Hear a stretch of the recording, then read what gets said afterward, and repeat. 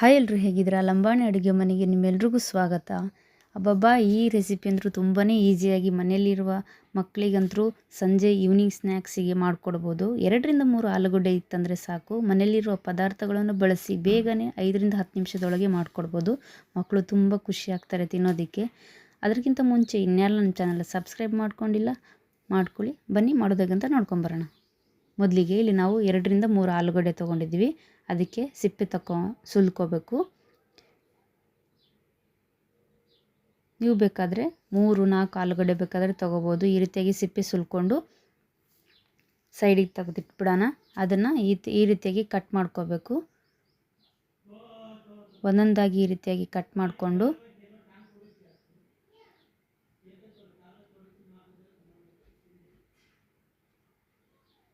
ಒಂದು ಪಾತ್ರೆ ತೊಗೊಂಡು ಆ ಪಾತ್ರೆಗೆ ಆಲೂಗಡ್ಡೆನ ಸೇರಿಸ್ಕೊತಾ ಇದ್ದೀವಿ. ಅದಕ್ಕೆ ಸ್ವಲ್ಪ ನೀರು, ರುಚಿಗೆ ತಕ್ಕಷ್ಟು ಉಪ್ಪು ಹಾಕಿ ಸ್ವಲ್ಪ ಬೇಯಲಿಕ್ಕೆ ಬಿಟ್ಬಿಡೋಣ. ಬೆಂದಾಗಿದೆ ಇವಾಗ ನೋಡಿ. ಬೆಂದಾಗಿದ್ಮೇಲೆ ನಾವು ಅದನ್ನು ಸ್ವಲ್ಪ ತಣ್ಣೀರಲ್ಲಿ ಬೆರೆಸಿ ತಣ್ಣಗಾದ್ಮೇಲೆ ತೆಗೆದಿಟ್ಕೊತಾ ಇದ್ದೀವಿ. ಬಿಸಿ ಇರುವಾಗ ಅದನ್ನು ಮುಟ್ಟಿದರೆ ಬಿಸಿಯಾಗಿರುತ್ತಲ್ಲ, ಹಾಗಾಗಿ ನಂತರ ಅದಕ್ಕೆ ಸ್ವಲ್ಪ ಚಿಲ್ಲಿ ಫ್ಲೇಕ್ಸು, ರುಚಿಗೆ ತಕ್ಕಷ್ಟು ಉಪ್ಪು, ನಂತರ ಕಾರ್ನ್ಫ್ಲೋರ್ 4ರಿಂದ 5 ಟೇಬಲ್ ಸ್ಪೂನಷ್ಟು ಕಾರ್ನ್ಫ್ಲೋರ್ ಹಾಕ್ಕೊತಾ ಇದ್ದೀವಿ. ಸಣ್ಣಾಗಿ ತುರಿದಿರುವಂಥ ಕೊತ್ತಂಬರಿ ಸೊಪ್ಪನ್ನು ಆ್ಯಡ್ ಮಾಡ್ಕೋಬೇಕು. ಇವನ್ನೆಲ್ಲ ಆ್ಯಡ್ ಮಾಡಿಬಿಟ್ಟು ಚೆನ್ನಾಗಿ ಮ್ಯಾಶ್ ಮಾಡ್ಕೊಂಬಿಡೋಣ. ನಾವಿಲ್ಲಿ ಕಟ್ ಮಾಡಿದರೂ ಕೂಡ ಚೆನ್ನಾಗಿ ಬೇಯಿಸ್ಕೊಂಡಿದ್ರು ಒಂದೊಂದು ಗಂಟುಗಳ ಒಳಗೆ ಉಳಿದ್ಕೊಂಡಿರುತ್ತೆ. ನೀವು ಬೇಕಾದರೆ ಇದರಲ್ಲೂ ಕುಕ್ಕರ್ ಪಾತ್ರೆಯಲ್ಲಿ ಇಟ್ಕೊಂಡು ಬೇಯಿಸ್ಕೋಬೋದು. ಇದ್ರ ಸ್ಮ್ಯಾಶ್ ಮಾಡುವಾಗ ಒಂದು ಗಂಟು ಸಹ ಒಳಗಡೆ ಇರಬಾರ್ದು. ನಮ್ಮ ಕೈ ಹಸ್ತ ಇರುತ್ತಲ್ಲ, ಅದರಿಂದ ಚೆನ್ನಾಗಿ ಮೃದುವಾಗಿ ಇದನ್ನು ನಾದ್ಕೋಬೇಕಾಗುತ್ತೆ. ಚೆನ್ನಾಗಿ ನಾದ್ಕೊಂಡಿದ್ಮೇಲೆ ಇವಾಗ ನಾವಿದಕ್ಕೆ ಅರ್ಧ ಟೇಬಲ್ ಸ್ಪೂನಷ್ಟು ಚಾಟ್ ಮಸಾಲನ್ನು ಆ್ಯಡ್ ಮಾಡ್ಕೊತಾ ಇದ್ದೀವಿ. ನಂತರ ಫ್ರೆಂಚ್ ಫ್ರೈ ಮಸಾಲೆ ಇರುತ್ತಲ್ಲ, ಅದನ್ನು ಸಹ ಅರ್ಧ ಟೇಬಲ್ ಸ್ಪೂನಷ್ಟು. ನೀವು ಬೇಕಾದರೆ ಸ್ವಲ್ಪ ಖಾರದ ಪುಡಿನೂ ಆ್ಯಡ್ ಮಾಡ್ಕೋಬೋದು. ನಂತರ ಇದನ್ನು ಚೆನ್ನಾಗಿ ಮಿಕ್ಸ್ ಮಾಡ್ಕೋಬೇಕು. ಇವಾಗೆ ಉಪ್ಪು, ಖಾರ ಚೆನ್ನಾಗಿ ರುಚಿಗೆ ತಕ್ಕಷ್ಟು ನೋಡಿಬಿಟ್ಟು ಇದನ್ನು ಇವಾಗ ನಾವು ಹೋಳಿಗೆ ಸೀಟ್ ತೊಗೊಂಡಿರ್ತೀವಲ್ಲ ಮೇಲ್ಗಡೆ, ಹೋಳಿಗೆ ಫೋಲ್ಡ್ ಕವರ್ ಇರುತ್ತಲ್ಲ, ಅದಕ್ಕೆ ಸ್ವಲ್ಪ ಎಣ್ಣೆ ಸವರ್ಕೊಂಬಿಟ್ಟು ನಾವು ತಿಕ್ಕಿರುವಂಥ ಮಿಶ್ರಣವನ್ನು ಮೇಲ್ಗಡೆ ಇಟ್ಟು ಈ ರೀತಿಯಾಗಿ ರೊಟ್ಟಿ ತಟ್ಟಿದ ಹಾಗೆ ತಟ್ಕೋಬೇಕಾಗುತ್ತೆ.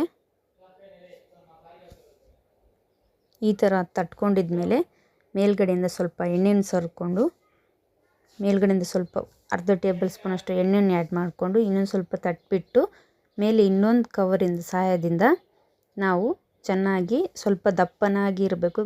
ತೀರ ತೆಳ್ಳಗೆ ಮಾಡೋಕ್ಕೆ ಹೋಗಬೇಡಿ.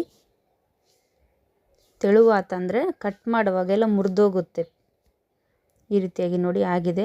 ನಂತರ ಈ ಸೈಡ್ ಎಡ್ಜಸ್ ಇರುತ್ತಲ್ಲ, ಆ ಎಡ್ಜಿಗೆ ಚಾಕುವಿಂದ ಕಟ್ ಮಾಡ್ಕೋಬೇಕು. ಈ ರೀತಿಯಾಗಿ ಕೊನೆಯಲ್ಲಿರುವ ಭಾಗವನ್ನು ಕಟ್ ಮಾಡಿಕೊಂಡ್ರೆ ನಮಗೆ ಫಿಂಗರ್ ಚಿಪ್ಸ್ ಥರ ಸ್ಲೈಸಾಗಿ ಕಟ್ ಮಾಡೋಕ್ಕೆ ಸಹಾಯ ಆಗುತ್ತೆ. ನೋಡಿ, ಈ ರೀತಿಯಾಗಿ ನಾವು ಉಳಿದಿರೋ ಭಾಗವನ್ನು ಕಟ್ ಮಾಡಿಕೊಂಡು ಅದನ್ನು ತೆಗೆದಿಟ್ಕೊತಾ ಇದ್ದೀವಿ ಸೈಡಿಗೆ. ನೋಡಿ, ನಮ್ಮ ಪಾತ್ರೆಗೆ ಈಗ ಪ್ಯಾನ್ ಇರುತ್ತಲ್ಲ, ಅದರಲ್ಲಿ ಎಣ್ಣೆಯಲ್ಲಿ ಹಾಕುವಾಗ ಹಿಡಿಸುತ್ತಾ ಇಲ್ಲ ಅಂತ ಮೆಜರ್ಮೆಂಟ್ ನೋಡಿಕೊಂಡು ಈ ರೀತಿಯಾಗಿ ನಿಮಗೆ ಎಷ್ಟೆಷ್ಟು ಚಿಕ್ಕು ಬೇಕೋ ಆ ರೀತಿಯಾಗಿ ಕಟ್ ಮಾಡ್ಕೋಬೇಕು. ಈ ರೀತಿಯಾಗಿ ಒಂದೊಂದೇ ಲೈನ್ಸ್ ಎಳ್ಕೋಬೇಕಾಗುತ್ತೆ. ತೀರಾ ಫೋರ್ಸಬಲ್ ಆಗಿ ಕಟ್ ಮಾಡೋಕ್ಕೆ ಹೋಗಬೇಡಿ. ಈ ರೀತಿಯಾಗಿ ಭಾಗಗಳನ್ನು ತುಂಡಾಗ್ಬಿಡುತ್ತೆ. ನಿಧಾನಕ್ಕಾಗಿ ಒಂದೊಂದಾಗಿ ಸ್ಲೈಸ್ ಥರ ಕಟ್ ಮಾಡ್ಕೊಳ್ಳಿ. ತೀರ ತೆಳುವಾಗಿರಬಾರ್ದು, ಸ್ವಲ್ಪ ಮೀಡಿಯಮ್ ದಪ್ಪ ಆಗಿದ್ರೂ ಪರವಾಗಿಲ್ಲ, ಚೆನ್ನಾಗಿ ಉಬ್ಬುತ್ತೆ. ಈಗ ಒಂದು ಪೀಸ್ ತೊಗೊಂಡು ಎಣ್ಣೆ ಕಾದಿದ್ವಿಲ್ಲ ಅಂಥೇಳಿ ಎಣ್ಣೆಯಲ್ಲಿ ಬಿಟ್ಕೊತಾ ಇದ್ದೀವಿ. ಇವಾಗ ಎಣ್ಣೆ ಕಾದಿದೆ. ನಂತರ ಒಂದೊಂದಾಗಿ ಎಣ್ಣೆಯಲ್ಲಿ ಹಾಕ್ಕೊತಾ ಇದ್ದೀವಿ. ಹಾಕುವಾಗ ಸ್ವಲ್ಪ ಜಾಗವನ್ನು ಬಿಟ್ಟು ಸ್ವಲ್ಪ ದೂರದಲ್ಲೇ ಹಾಕಿಲ್ಲ, ಯಾಕಂದರೆ ಒಂದಕ್ಕೊಂದು ಅಂಟ್ಕೋಬಾರ್ದು. ಮೀಡಿಯಮ್ ಫ್ಲೇಮ್ನಲ್ಲೇ ಬೇಯಿಸ್ಕೋಬೇಕಾಗುತ್ತೆ. ಇದನ್ನು ಹೈ ಫ್ಲೇಮ್ನಲ್ಲಿ ಇಟ್ಟರೆ ಬೇಗನೆ ಸುಟ್ಟೋಗುತ್ತೆ.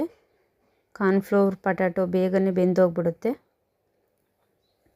ನಂತರ ಈ ರೀತಿಯಾಗಿ ಒಂದೊಂದಾಗಿ ಎಣ್ಣೆಯಲ್ಲಿ ಬಿಟ್ಕೊತಾ ಇದ್ದೀವಿ. ಇವಾಗ ಇದು ಬೆಂದಿದೆ. ಗುಳ್ಳೆ ಕಡಿಮೆ ಹಾಕ್ಕೊತ ಬಂದರೆ ಮೇಲ್ಗಡೆ ಎಣ್ಣೆ ಮೇಲೆ ಬರುತ್ತಲ್ಲ, ಆ ಗುಳ್ಳೆಗಳು ಕಡಿಮೆ ಆದರೆ ಇದು ಬೆಂದಿದೆ ಅಂತ ಅರ್ಥ. ನೋಡಿ, ನಮ್ಮ ಫ್ರೆಂಚ್ ಫ್ರೈ ನೋಡ್ಬೋದು. ನಮ್ಮ ಫ್ರೆಂಚ್ ಫ್ರೈ ಮಸಾಲ ರೆಡಿಯಾಗಿದೆ. 2ರಿಂದ 3 ಪೊಟ್ಯಾಟೊ ಇತ್ತಂದರೆ ಸಾಕು, ಮನೇಲಿ ಈಸಿಯಾಗಿ ಮಾಡಿಕೊಡ್ಬೋದು. ಮಕ್ಕಳು ಕೂಡ ತುಂಬಾ ಖುಷಿಯಾಗಿ ತಿಂತಾರೆ. ನಂತರ ನಮ್ಮ ಲಂಬಾಣಿ ಅಡುಗೆ ಮನೆ ಚಾನಲ್ ಇನ್ನೂ ಯಾರೆಲ್ಲ ಸಬ್ಸ್ಕ್ರೈಬ್ ಮಾಡ್ಕೊಂಡಿಲ್ಲ, ಪ್ಲೀಸ್ ಸಬ್ಸ್ಕ್ರೈಬ್ ಮಾಡ್ಕೊಳ್ಳಿ ಅಂತ ಹೇಳ್ತಾ ಇನ್ನೊಂದು ಹೊಸ ವಿಡಿಯೋನೊಂದಿಗೆ ಸಿಗೋಣ. ಅಲ್ಲಿವರೆಗೆ thank you for watching. Bye.